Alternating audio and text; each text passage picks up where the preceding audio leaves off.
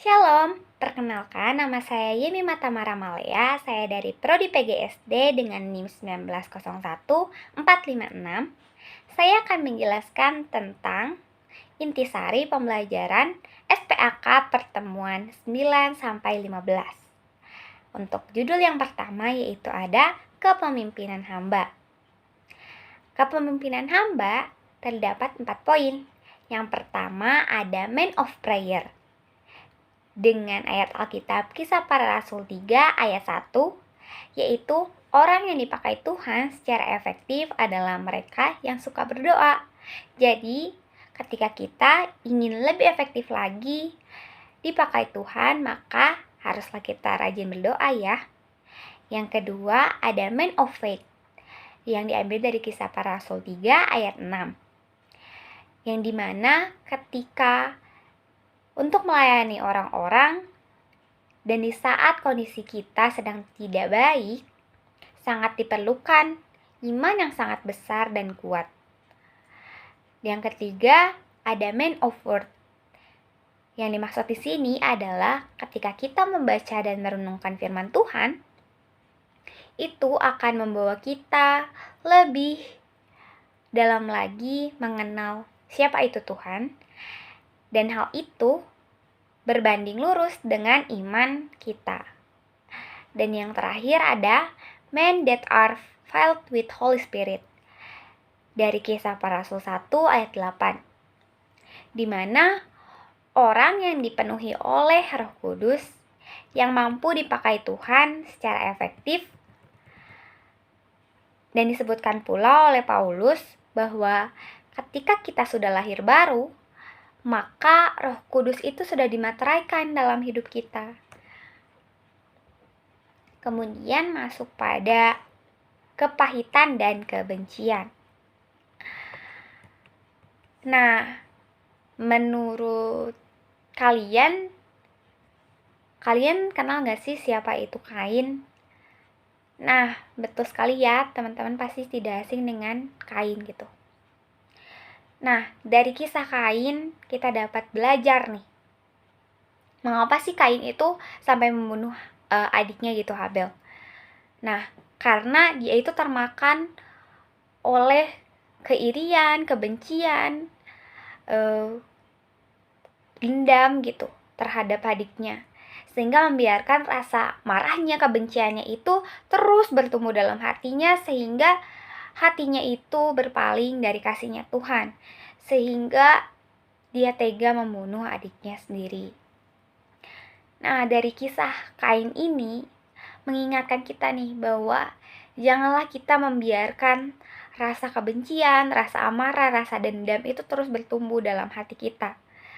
Tapi biarlah kasih Tuhan yang terus bertumbuh dalam hati kita lebih lagi, agar kita lebih bertumbuh juga dalam Tuhan.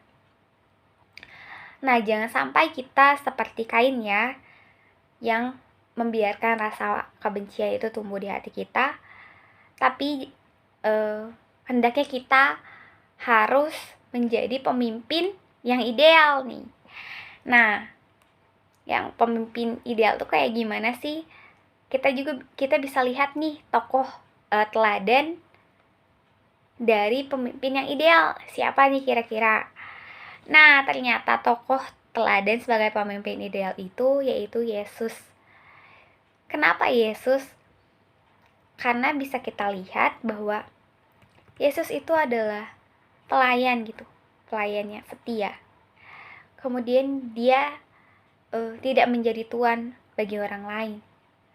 Dia sebagai contoh, sebagai teladan, dan dia bersifat rendah hati, tidak menipu, tidak mengancam, sebagai yang lebih muda, yang terakhir dan terkecil, dan tidak ada paksaan bagi siapapun yang mengikuti dia.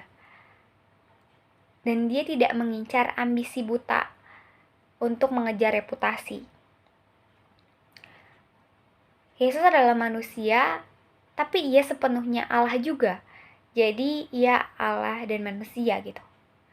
Tetapi walaupun dia Allah, dia tidak membuat dirinya menjadi tinggi hati, tapi dia tetap rendah hati dan taat Bahkan ia sampai rela berkorban dan mati di kayu salib untuk kita untuk menebus dosa kita manusia.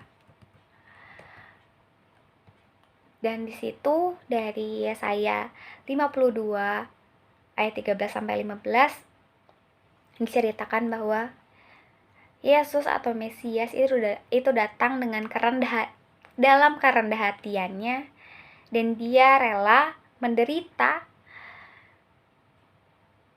dan disiksa sedemikian mengerikannya gitu untuk kita gitu sebagai manusia, untuk menebus dosa kita manusia.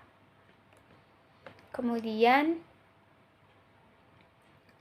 di sini ada penelitian Calvary tentang anjuran kedewasaan di bab 1-nya. Ada dari kitab Amsal 27 ayat 6, di mana semua orang tuh biasanya tidak suka dikritik dalam bab ini. Benar kan ya teman-teman? Tapi dalam babnya itu ternyata di mana setiap orang itu tidak bisa dikritik, tetapi orang Kristen itu belajar tentang kritikan, di mana kita harus membiarkan orang-orang dalam hidup kita itu berkata jujur. Mau itu jelek, mau itu bagus, berkatalah jujur gitu. Dan dalam Roma 8 ayat 28 yang isinya yaitu membiarkan tujuan Allah dilakukan dalam hidup kita. Dan untuk bab keduanya yaitu ada anjuran untuk maturitas. Ada Galatia 5 ayat 16 di mana yang isinya maksudku ialah hiduplah oleh roh, maka kamu tidak akan menuruti keinginan daging. Jadi mereka yang jalan dalam daging, melakukan diri mereka sendiri dalam daging dan pikiran duniawi itu tidak baik ya teman-teman. Terus ada Efesus 4 sampai 6 yaitu melengkapi dan melindungi. Di sini itu mendeskripsikan oleh Allah, dideskripsikan tentang kehidupan Kristen yang merupakan respon yang layak atas semua yang telah Allah lakukan untuk kita semua. Berkat yang menjadi milik kita dalam Kristus Yesus yang telah diperinci oleh Paulus gitu. Terus ada juga dari Kisah Para Rasul 16 ayat 17 ada sukacita hamba. Sukacita itu adalah sesuatu yang lebih karena memiliki dasar dalam Kristus. Nah, jadilah pemimpin yang seperti hamba. Seperti siapa? Seperti tokoh teladan kita yaitu Yesus Kristus. Nah, sekarang ketika kita sudah tahu bahwa Yesus Kristus adalah teladan bagi kita untuk menjadi seorang pemimpin yang ideal, sekarang apa sih yang membuat seseorang itu berhak menjadi seorang pemimpin? Nah, John Maxwell mempunyai jawabannya nih, lewat bukunya yang berjudul The Right to Lead, yang menjelaskan bahwa yang pertama yaitu dengan aksi. Jadilah pemimpin yang ingin orang ikuti.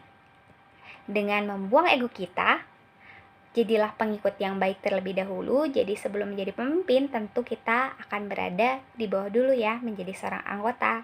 Dan saat itu, kita haruslah menjadi pengikut yang baik. Kemudian yang ketiga, bangunlah hubungan yang baik dengan orang sekitar. Kemudian bekerja dengan unggul, bergantung pada kedisiplinan, membuat nilai-nilai tambah dalam tujuan, dan memberikan semua kekuatan kita dalam mencapai tujuan itu. Kemudian yang kedua ada visi. Nah, bagaimana sih menentukan visi? Bisa kita lihat di sini ada seorang tokoh yang bernama Nelson Rolihlahla Mandela atau bisa disebut Nelson Mandela. Kita pasti kenal dengan beliau karena beliau adalah suatu tokoh yang sangat dikagumi oleh dunia gitu, terutama dalam visinya ya untuk memperjuangkan hak-hak warga kulit hitam di Afrika Selatan. kita tahu bahwa itu tidak mudah dalam menjalankan visinya gitu. Dan saat itu dia dipenjara, dia disiksa, tapi tidak menurunkan visinya, tidak membuat dia goyah untuk mencapai tujuannya. Sampai akhirnya semua pengorbanannya, akhirnya dia bisa memerdekakan warga kulit hitam di Amerika. Dan dia bisa menjadi seorang pemimpin atau presiden di Amerika. Dan salutnya lagi, ketika dia menjadi pemimpin di Amerika, dia tidak membalaskan dendamnya kepada warga kulit putih di sana. Sungguh sangat mulia perbuatannya. Dan untuk menemukan visi, kita itu harus melihat ke segala arah hidup kita. Ke depan, ke belakang, ke kiri, ke kanan, kita harus melihat segala arah dalam hidup kita. Apa yang mau kita tuju. Dan yang ketiga, ada pengorbanan. Seperti yang tadi sudah tokoh Nelson Mandela perjuangkan dalam mencapai visinya, ada juga perjuangan dari tokoh Alkitab seperti Yusuf yang dibuang oleh kakak-kakaknya ke dalam sumur, dijual, tidak menyurutkan semangatnya gitu, tidak membuat dia goyah dan meninggalkan Tuhan, sampai akhirnya dia menjadi orang kepercayaan Firaun di Mesir. Ada juga tokoh Nuh, dan keluarganya itu sangat tercela gitu pada zamannya, tapi akhirnya Nuh bisa selamat dari air bah karena teguh terhadap atau taat kepada perintah Tuhan. Ada Abraham juga yang pergi dari Ur Kasdim ke Kanaan sebagai pengembara yang dulunya tidak mempunyai apa-apa, tidak mempunyai keturunan, tapi sekarang menjadi seorang bapa dari bapa segala bangsa gitu. Yang keempat, ada resiko. Menjadi seorang pemimpin itu harus berani mengambil resiko. Dengan mengumpulkan informasi yang bijak, dengan memahami resiko dari kekuatannya, melakukan persiapan yang menyeluruh, yang mendetail, dan berani untuk gagal. Kita tidak akan tahu bagaimana rasanya berhasil jika tidak melewati kata gagal.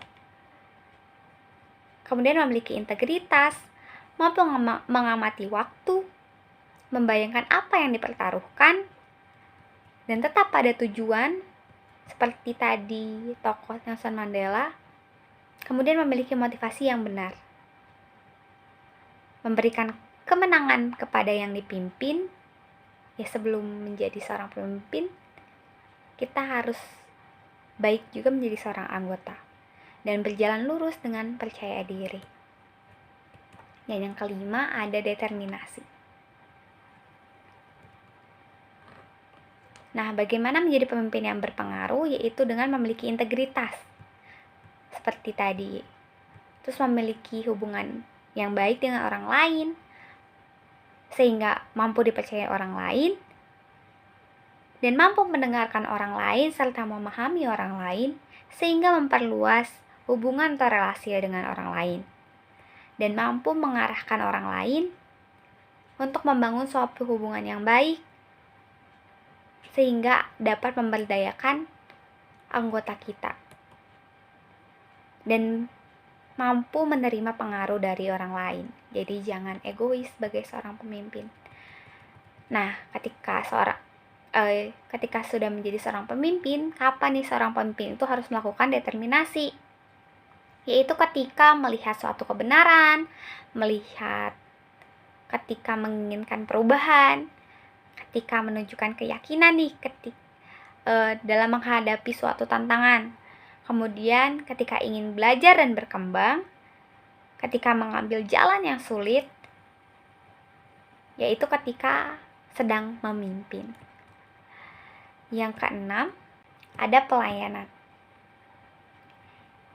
Kita bisa belajar dari kisahnya George Washington di mana ia dilahirkan di keluarga petani di daerah Virginia yang bercita-cita ingin masuk militer. Kemudian akhirnya, puji Tuhan, ia masuk dan ia menyelesaikan tugasnya yang telah diberikan komandannya, dan dia dipromosikan menjadi letnan kolonel. Walaupun sudah bertahun-tahun, akhirnya dia pensiun, tapi setelah pensiun ternyata dia bisa menjadi seorang pemimpin di angkatan darat itu. Tidak usai sampai situ saja, tapi dia akhirnya menjadi seorang presiden Amerika. Sungguh pelayanannya sangat luar biasa dari awal dia masuk ke militeran sampai dia mencapai suatu prestasi yang luar biasa, yaitu menjadi presiden Amerika. Tentu perjalanannya tidak mulus. Dalam prosesnya pasti banyak pengorbanan, banyak kesakitan, tapi dia mampu melewati semua itu. Kita bisa belajar dari dia. Suatu pelayanan yang kita lakukan tidak seperti dia juga tidak apa-apa.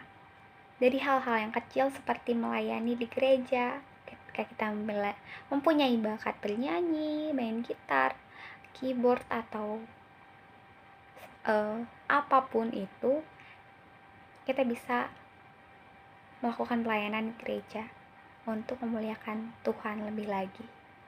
Dan yang terakhir ada integritas, dimana arti integritas itu adalah mutu nilai atau keadaan yang menunjukkan kesatuan yang utuh sehingga memiliki potensi dan kemampuan yang memancarkan kewibawaan atas kejujuran. Dan ada seorang tokoh tapi tidak menjadi contoh ya. Ini adalah contoh yang buruk, yaitu dia adalah seorang kaisar. Dia diangkat menjadi kaisar itu pada usianya 19 tahun. Tapi karena sifatnya yang sombong, kemudian kejam, dia akhirnya berakhir dibunuh oleh orang terdekatnya sendiri. Janganlah kita menjadi seorang Commodus ini. Jangan kita menjadi seorang seperti dia. Tapi kiranya kita berintegritas tinggi dan mampu membawa pengaruh yang baik bagi orang sekitar kita. Tadi kita sudah mengetahui kenapa kita berhak menjadi seorang pemimpin. Dan menjadi seorang pemimpin itu tentunya harus membawa pengaruh bagi orang lain. Nah, sekarang yang kita bahas adalah how to influence people, atau bagaimana kita menjadi seorang pemimpin yang berpengaruh bagi orang lain. Yang pertama yaitu seseorang pembawa pengaruh harus memiliki integritas dengan orang lain, dengan satu, komitmen pada diri sendiri untuk tulus dan dapat dipercaya dan menjaga rahasia orang lain. Yang kedua, dengan utamakan hal-hal yang kecil. Dan yang ketiga, setiap hari lakukan apa yang harus kamu lakukan terlebih dahulu, bukan melakukan apa yang ingin kamu lakukan. Dan yang kedua, seseorang yang membawa pengaruh itu harus mengasuh orang lain. Ada beberapa hal yang harus dilakukan dalam mengasuh. Yang pertama yaitu mengasihi, yang kedua menghormati, yang ketiga memberikan rasa aman, yang keempat memberikan pengakuan, yang kelima memberikan dorongan. Ada beberapa langkah untuk menjadi seorang pengasuh. Yang pertama yaitu membuat mereka berkomitmen satu sama lain. Kemudian percaya, kemudian memberikan kesempatan dan mengangkat mereka ke tingkat yang lebih tinggi lagi. Yang ketiga yaitu seseorang yang membawa pengaruh dalam iman orang lain. Nah, cara membangun kepercayaan orang lain itu dengan belief, yaitu dari B-nya itu adalah percaya pada mereka sebelum mereka berhasil, tapi percaya bahwa mereka bisa berhasil. Yang E yaitu menekankan kekuatan mereka. Yang L yaitu sebutkan keberhasilan mereka di list. Yang I menanamkan kepercayaan diri ketika mereka gagal. Itu sangat perlu ya teman-teman. Kemudian yang E mengalami kemenangan yang sama bersama-sama. Yang V, memvisualisasikan kesuksesan masa depan mereka. Dan yang terakhir yaitu mengharapkan tingkat kehidupan yang baru. Ada yang keempat, seseorang pembawa pengaruh dengan mendengarkan orang lain. Ada 9 saran nih untuk membantu kita dalam menjadi pendengar yang baik. Yang pertama yaitu memberikan perhatian penuh pada diri sendiri untuk fokus berinteraksi pada lawan bicara kita. Yang kedua, periksa motif berbicara untuk dapat merespon lawan bicara. Yang ketiga, tentukan makna dan pengertian dalam apa yang sedang dibicarakan. Yang keempat, masukkan perkataan lawan bicara kepada konteks yang tepat. Yang kelima, periksa emosi. Yang keenam, mendengarkan secara keseluruhan. Yang ketujuh, meringkas apa yang dikatakan lawan bicara. Yang kedelapan, melayangkan pertanyaan apabila ada pertanyaan yang tidak dimengerti. Dan yang terakhir yaitu menjadi pendengar sebagai prioritas dalam hidup. Kemudian ada yang kelima, yaitu seseorang pembawa pengaruh, yaitu mampu memahami orang lain. Nah, hal yang perlu kita pahami tentang orang lain itu ada yang pertama, setiap orang ingin menjadi seseorang gitu. Jadi kita jangan meremehkan orang tersebut. Yang kedua, orang tidak peduli seberapa banyak kamu peduli. Yang ketiga, setiap orang membutuhkan seseorang. Kita sebagai manusia adalah makhluk sosial. Jadi pasti setiap orang membutuhkan orang lain. Yang keempat, semua orang bisa menjadi seseorang jika saling mengerti dan saling percaya. Yang kelima, setiap orang yang menolong seseorang pasti mempengaruhi banyak orang. Jadi kita harus saling menolong ya. Yang terakhir yaitu memilih untuk memahami orang lain. Ada yang keenam, seseorang membawa pengaruh memperbesar orang lain.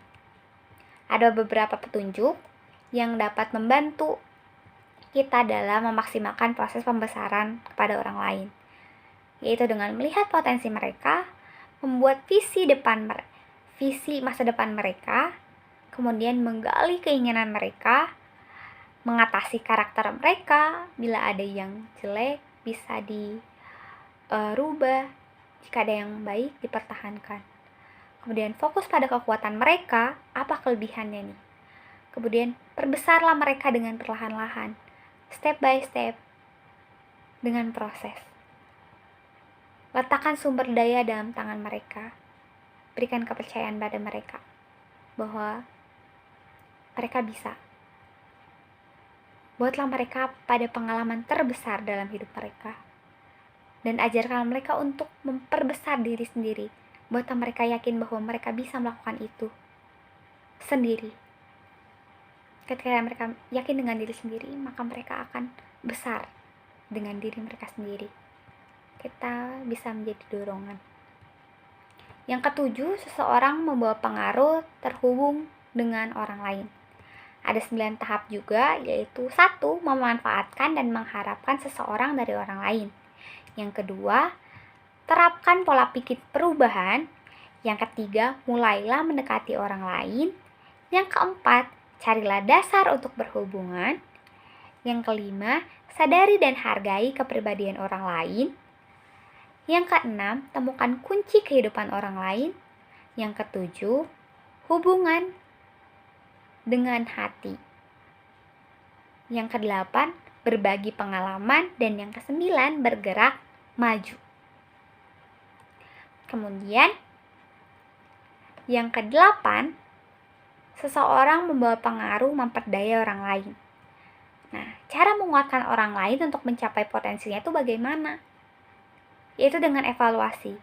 Jika mereka pasti memiliki kekurangan. Nah, kita sebagai orang yang membawa pengaruh harus berani mengeluarkan kritik, memberikan saran, yaitu mengevaluasi mereka. Terus jadilah teladan, jadilah contoh bagi mereka. Yang baik itu seperti apa sih? Memberikan dorongan untuk sukses, memberikan tanggung jawab kepada mereka, tunjukkan bahwa kita percaya diri. Tunjukkan bahwa mereka bisa percaya diri. Kemudian berikan respon dan bebaskan orang lain untuk mencapai tujuannya sendiri. Contoh ketika kita bisa membawa pengaruh positif bagi orang di sekitar kita terdapat pada film yang berjudul Facing the Giant, di mana di situ ada seorang pria yang dia seorang pelatih softball, tetapi pada musim itu dia tidak pernah mendidik atau membawa timnya itu dalam suatu kemenangan. Akhirnya dia diberikan banyak masalah, akan digantikan, istrinya yang tidak bisa hamil, mobilnya yang sudah mogok, perekonomiannya yang kurang. Atas sebuah masalah itu membuat dia stres. Sampai akhirnya dia mencoba untuk lebih dekat lagi kepada Tuhan. Dan ketika dia lebih dekat lagi kepada Tuhan, dia menanamkan visi yang baru atau tujuan yang baru bagi tim softballnya, yaitu untuk memuliakan Tuhan. Apapun hasilnya, kemenangan atau kekalahan, mereka tetap memuliakan Tuhan. Mau latihan, mau itu pertandingan, mereka berdoa kepada Tuhan. Dan pengaruh dari seorang pria ini tidak dirasakan juga sebagian orang, tetapi juga banyak orang yang asalnya anak didiknya nakal menjadi tidak nakal lagi, yang biasanya mencontek tidak mencontek lagi, yang biasanya malas belajar menjadi tidak malas belajar lagi. Itu karena pria itu gitu, setelah dia mendekatkan diri kepada Tuhan. Dan akhirnya semua masalahnya dapat teratasi. Timnya menjadi juara terus. Kemudian istrinya ternyata berhasil mengandung. Kemudian mobilnya tergantikan dengan mobil yang baru atas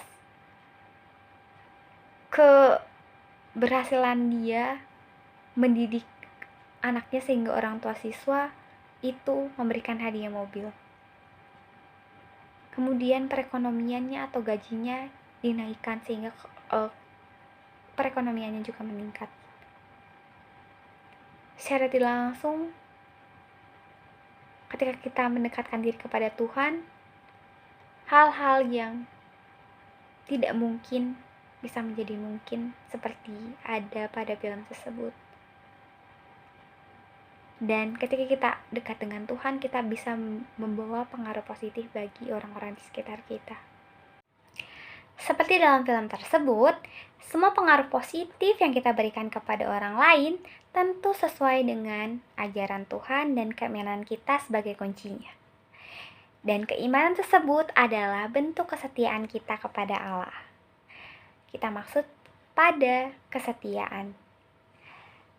Diambil dari Galatia 1 ayat 1-10, diceritakan bahwa pada saat itu, pada zaman itu, banyak ajaran palsu yang ada di zaman Paulus.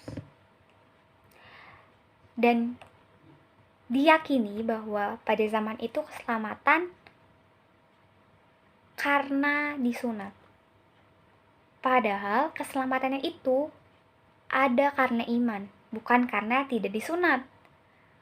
Tetapi pada saat itu jemaat Galatia, sebagian ada yang percaya dan jadinya berbalik kepada Injil yang lain.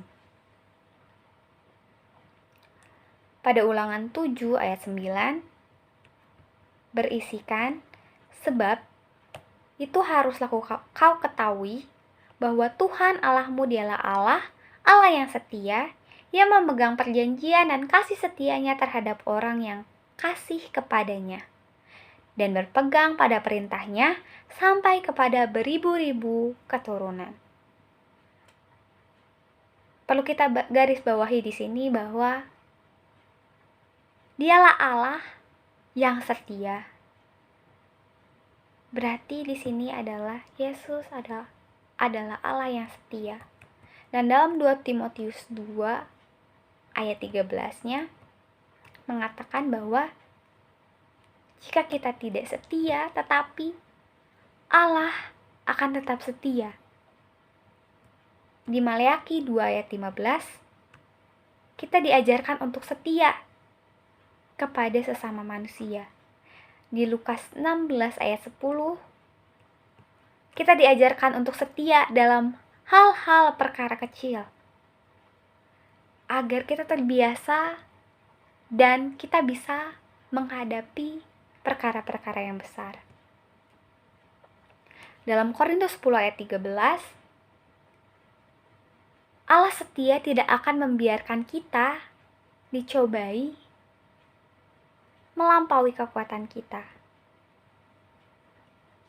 Karena kesetiaan Allah, Dia tidak akan membiarkan kita dicobai melampaui kekuatan kita. Maka dari itu, dalam Wahyu 2 ayat 10, janganlah kita takut terhadap apa yang harus kita derita. Karena jika kita setia, justru Allah akan mengaruniakan mahkota kehidupan bagi kita. Ketika kita menyatakan bahwa kita setia kepadanya, dalam kehidupan ini harus ada tujuan atau bisa kita sebut juga visi hidup untuk mewujudkan kesetiaan itu. Dan kita masuk pada visi hidup. Nah, apa tujuan hidup manusia? Tujuan hidup manusia yaitu kita dirancangkan untuk menyenangkan Allah. Kita dibentuk untuk menjadi anggota keluarga Allah.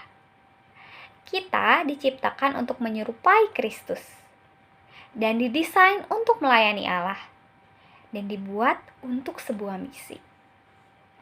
Dan dalam Kolose 1 ayat 16 sebagai prinsip dasar, karena di dalam Dialah telah diciptakan segala sesuatu yang ada di sorga dan yang ada di bumi, yang kelihatan dan yang tidak kelihatan, baik singgasana maupun kerajaan, baik pemerintah maupun